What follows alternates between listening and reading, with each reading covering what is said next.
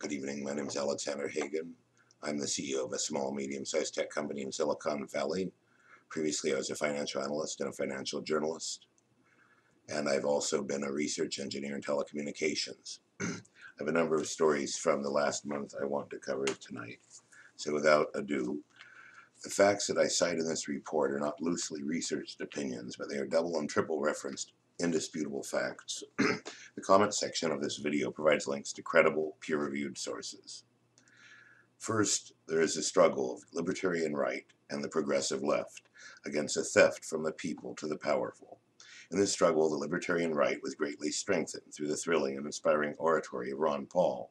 And unlike Obama, under that oratory, there was an absolute conviction that we possessed that this man would do as he had said. All the evidence was there to support it through his 30 years in the political wilderness. People on the progressive left, like Glenn Greenwald and many others, saw this man was the only one willing to question the unbridled expansion of a military and correctional state that fed massive corporate profits, and not only profits, but expansion of these organizations to become major employers.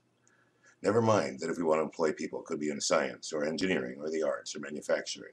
No, the great expansion in employment would be in the parasitic sectors of the economy, surveillance, militarism, police departments, that became more and more like paramilitaries. The wedding of large corporate structures with an ever-expanding state, the worst aspects of big government and big business, of the worst aspects of the left and the right. Last week, you lost the right to own a computer or a cell phone. So I'll just give you a tip on this one here. It's kind of amazing. Let's see if I can find it for you. Here we go. So you're not allowed to modify your property any longer, thanks to the Digital Millennium Copyright Act. It is not a possession anymore, but a service. If you misuse a product, you can be jailed. It is incredible. When I was in telecommunications research, we abstractly debated whether people wanted a refrigerator or the refrigeration service. Never did it occur to me that you could be jailed if you modified a refrigerator you bought. The copyright and patent laws now no longer reward innovation and invention, they suppress it. This is the tip of the iceberg. IBM, Google, Oracle, Apple have amassed millions of patents each. Your only recourse in many cases is small companies to hope to sell out to a well-connected large enterprise who can license these many vague patents. Patents on your body, cells, and tissues.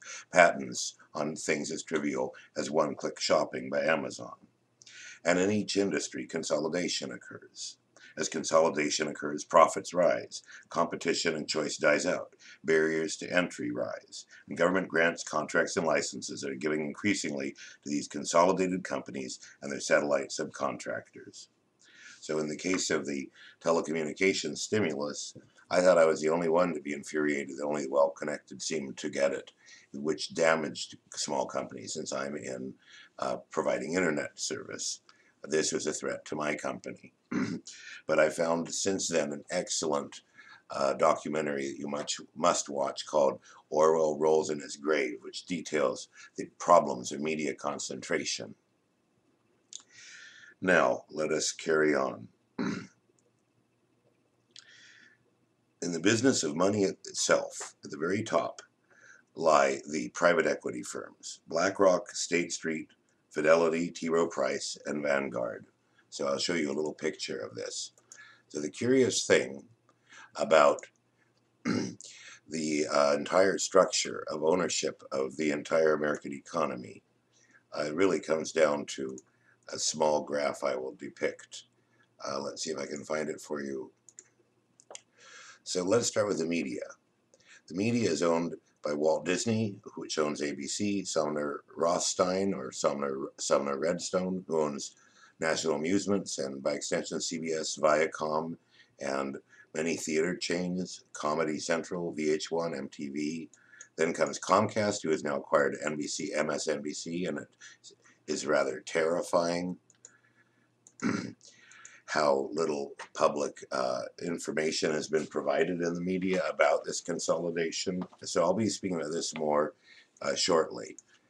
So the companies that control these companies are these companies. Let's see if I can get this for you. We have a Vanguard, 1.6 trillion assets under management. T. Rowe Price, 520 billion. Fidelity, 1.5 trillion. Capital World Investors, 1 trillion. State Street, 1.8 trillion. And BlackRock, 3.345 trillion. So this is where all the money gets funneled into and around.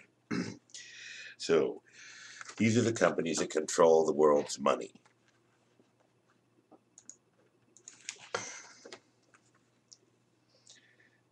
Their funds invest in companies and comprise 60 or 70% of the equity in nearly every firm in the world. So I'll show you an example of this. Let's see if I can find it for you.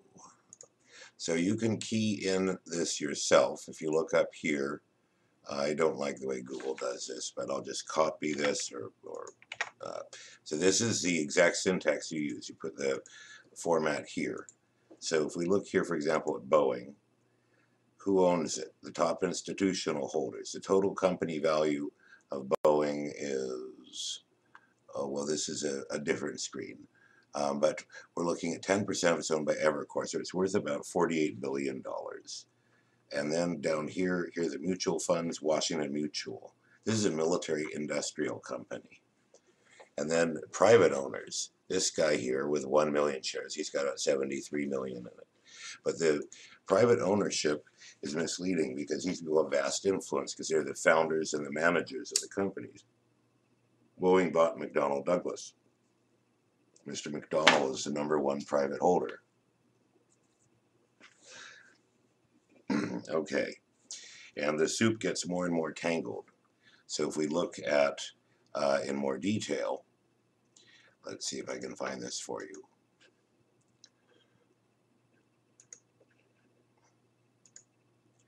So this shows the investor positions in the media from about half a year ago. So let's see. So we see Vanguard, State Street, and BlackRock together own 30% of the media. And then Fidelity is here at 8.5%, T. Rowe Price, others. And then Vanguard actually is a number of different Vanguard funds, 4, 7, 10%. So Vanguard actually owns more than it looks like in this particular depiction. And then we have investments in war. Let's see if I've got something here. So this is Raytheon. This is Boeing. This is Lockheed Martin.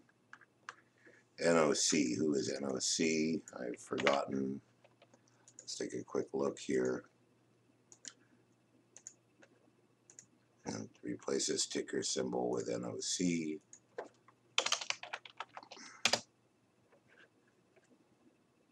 Northrop Grumman. So here, Capital World has 6% of the shares, which is worth $600,000. So that means that this company is only worth $6 billion.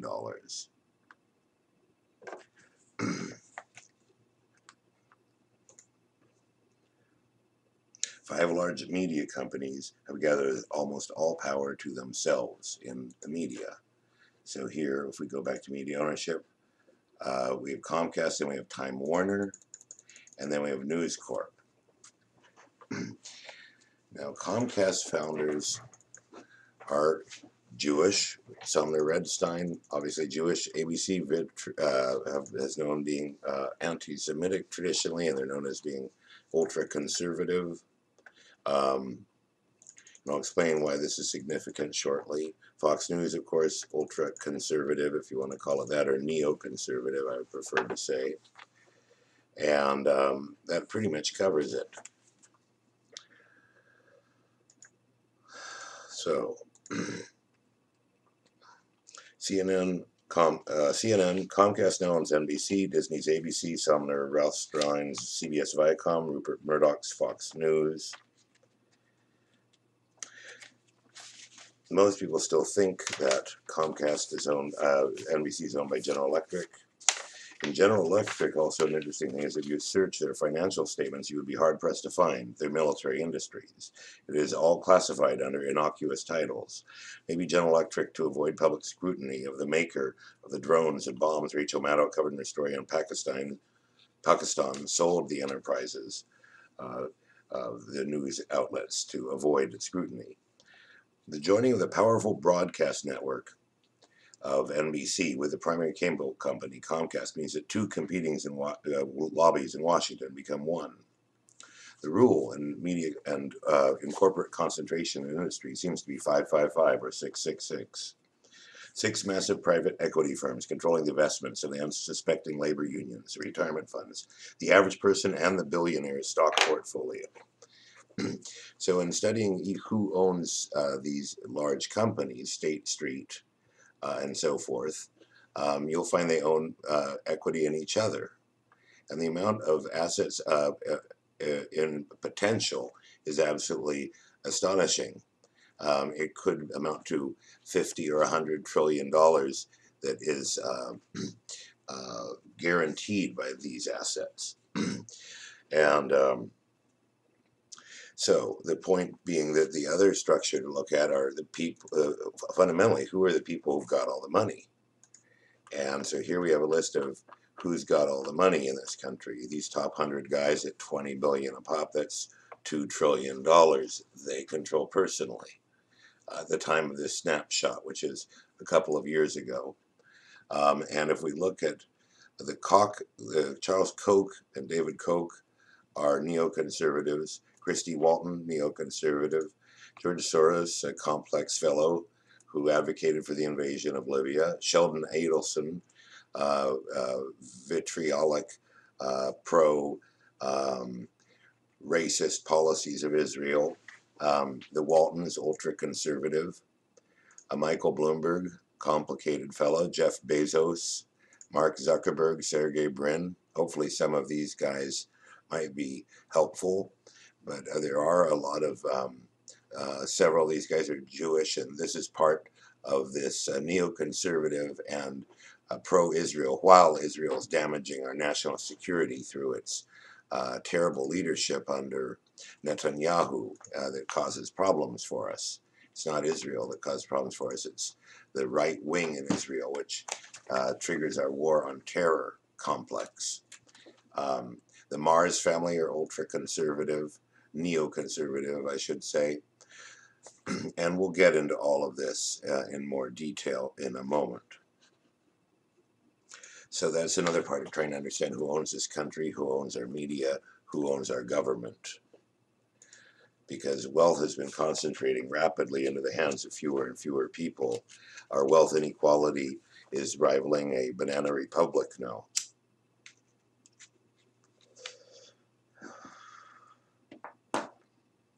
So 5 massive networks control the vast majority of television, news, and entertainment. Internet access is controlled by a very small group of players. The old Bell companies, the telephone company was split up and then they reconverged again. Verizon, AT&T, the two key players. And in cable, Comcast, the #1 player, at least around here. There's also AOL Time Warner, which owns cable.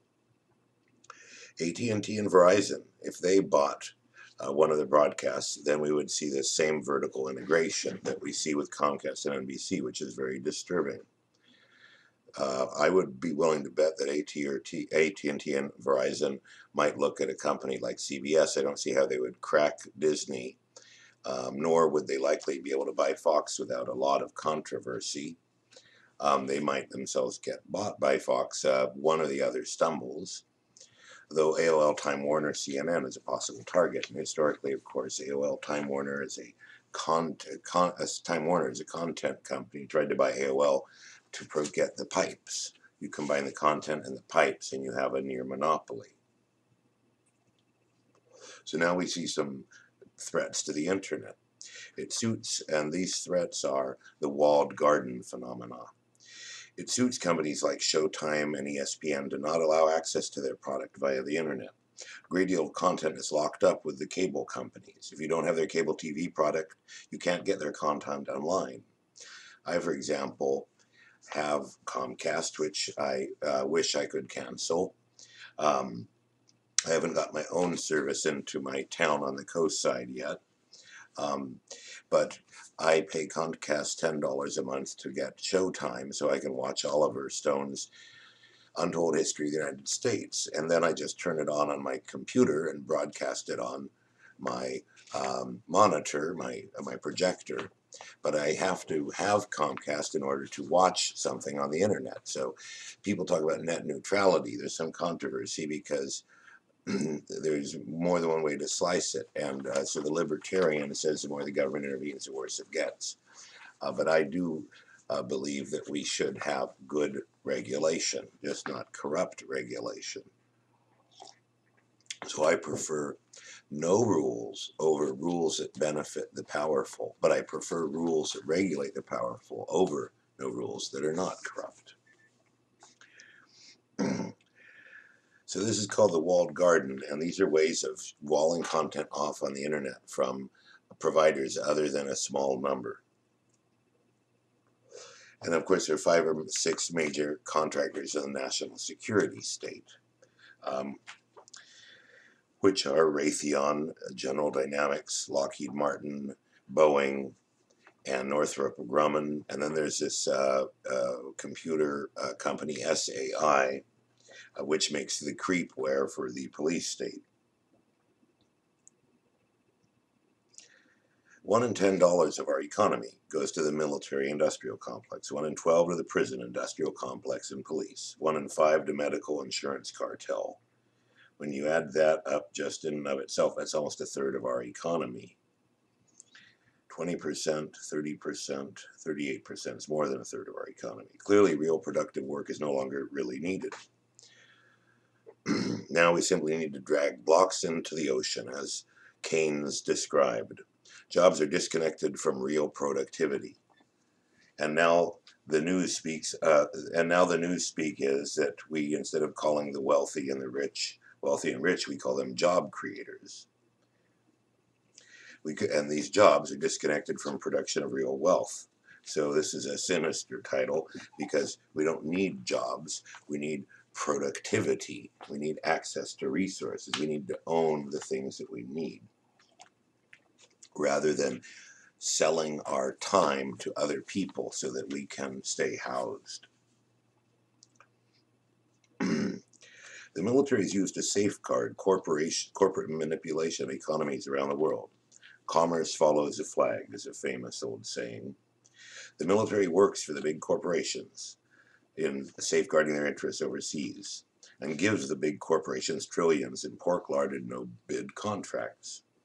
The economy is becoming neatly divided into keiretsus. These are something like large cartels, or in Korean it's called chaebol. Yet there is hope. There is hope that there might be cause for some quiet optimism this month, but it will be a few minutes before I can cheer you. John Kerry is being nominated and has now been confirmed as Secretary of State. When he was questioned by Rand Paul, he made it clear he was a totalitarian. When he said that while agreeing that Congress should have the war power, he said, but sometimes in an emergency, the president needs to act, which contradicts that statement. He claimed our acting in Benghazi would save 10,000 lives. Incredibly and disappointingly, Rand Paul did not pursue this line of questioning. In fact, at most, a few hundred would have died in putting down the Benghazi revolt. And the people of the CIA informed Obama, Clinton, Kerry, and so forth. They all damn well knew that. The Gaddafi government, had it been treated with respect rather than like dirt, would likely have accelerated the pace of reforms, as Libya had been liberalizing for the last 9 years, since they essentially surrendered their weapons to the Bush administration, began cooperating with the West and doing its bidding to some extent. Kerry used this same lie to justify using Libya for NATO target practice as we had used in Iraq and in the decision to nuke Japan, a hypothetical massacre. In Vietnam, we attacked our own ships in the Gulf of Tonkin. The propagandist lie that accompanies every war of choice should be attacked frontally, never submitted to, and always exposed. We could go through the wars of the last 100 or 200 years, and each one was preceded with a propagandist reason, a distortion, and most of them, in their times as well, went unchallenged until the war started. The questions only start coming out after the deed is done. Not ready to admit that no consideration was given at all for Libyans by killing instead of thinking. Thoughtful solutions are complicated, do not play well on TV, and involve potentially embarrassment from setbacks and can take time. Now 10,000 surface-to-air missiles and hundreds of thousands of small arms are spread like a plague out of Libya into Syria, transshipped to Turkey, and throughout the Sahel, that region of Africa, between the Maghreb on the coast of the Mediterranean and Central Africa, which is basically the Saharan countries. The two greatest treasures in Africa are now destroyed. In the New York Times, and I'll get to what those are in a moment, in the New York Times in December, the Obama administration apologetically and brazenly described their criminal conspiracy to David Kirkpatrick and nearly a dozen other journalists, that the U.S. give the green light to Qatar, I should say. The reactionary religious fundamentalists that rule Saudi Arabia, Qatar, and Bahrain hated Gaddafi because he publicly exposed them for what they were. And if you like, you can Google Gaddafi's 10 insults to the world, and you'll see him speaking to the Arab League and making fun of everyone. And they deserved it. He may or may not have been a very nice man. In fact, his portrait is complex. A Bedouin who received a master's degree in history, who became the head of a young officers' corps, who created a bloodless coup that deposed a monarchy installed by the British after World War II, and did really nothing for Libyans, this monarchy. A Nasserite, an idealist, and perhaps a bit mad, as many brilliant people seem to be and perhaps are. Our journalists were briefed by the White House on how the U.S. gave the green light to Qatar to ship weapons to Libya, to the only group who knew how to use them. A conservative religious extremist organization that had staged a bloody insurgency in Libya at the same time the Algerians were battling extremist religious conservatives insurgency in the 80s and 90s. The insurgency in Algeria was horrendous. Whole villages were massacred. There isn't a single family that didn't lose a member practically in Algeria. And these were the people that we armed and trained. People who were quite at home with the Salafist Wahhabi philosophy of Osama bin Laden and the House of Saud and the Emir of Qatar. Our best friends when they control oil and do our bidding, our worst enemies when they don't. This group was the Libyan Islamic Fighting Group, and Abdul Hakim al-Belhaj, one of its leaders, became the military commander of Libya's capital Tripoli after the Qatari and other nation special forces stormed the Gaddafi compound. It was pretended that it was the rebels who stormed the compound, but it was actually special forces from other countries who were the vanguard of storming the compound. The Obama administration told the Qataris to ship weapons to Libya as long as they couldn't be traced back to the U.S. This is certainly a felony criminal conspiracy to commit mass murder. It is calmly laid out in the New York Times as an explanation of how jihadists took over the Libyan uprising. It was the families of the jihadists who started the uprising. How could this have surprised anyone? Yet the Obama administration did not enter this into their calculus, apparently. When people allow bombing to start, when people liquidate the armed forces of a nation, plunging the northern half of a continent, Africa, into instability and chaos, evil and incompetence can be hard to distinguish. Harry Truman and George W. Bush both exhibit these problems. Were they evil, unleashing atomic weapons on Japan with the entire war concluded and Japan isolated? Or was it a fundamental incapacity to think properly? This is what Nelson Mandela said of George Bush. He said, "The man cannot think properly." Who unleashed the bankrupting of the healthy part of the U.S. economy and the enriching of the parasitic crony capitalist part with his war of terror, as Borat said? So does that mean that Hillary Clinton and Barack Obama are also intellectual mediocrities? So in addition to the fact that 4 cities were wholly or partially razed to the ground in Libya due to our so-called humanitarian intervention, and that rape on a wide scale has been conducted not by Gaddafi forces, but against women suspected of having been arrogant under the socialist government of Gaddafi, the Jamahiriya, which at least publicly advocated and had on its law books equal suffrage for minorities and equal rights to religious and racial minorities and women. All these minorities are under attack now. The Sufis, blacks, women. The government is virtually devoid of women. Libyans who are unhappy with what has taken place are threatened, tortured, and killed on scales hundreds of times larger than under Gaddafi. Around 50 to 100 cases were filed a year at most through Amnesty International of Libyans disappearing, mistreatment, or execution for political reasons. Blacks are lynched, Sufi shrines are torched, rare manuscripts burned, and the Emir of Qatar and the House of Saud press for even harsher treatment of their vassals in Libya today, for it is the Qataris who largely call the shots. Now, the greatest, most priceless treasure in Africa has been destroyed in Mali. Thousands of manuscripts and books written over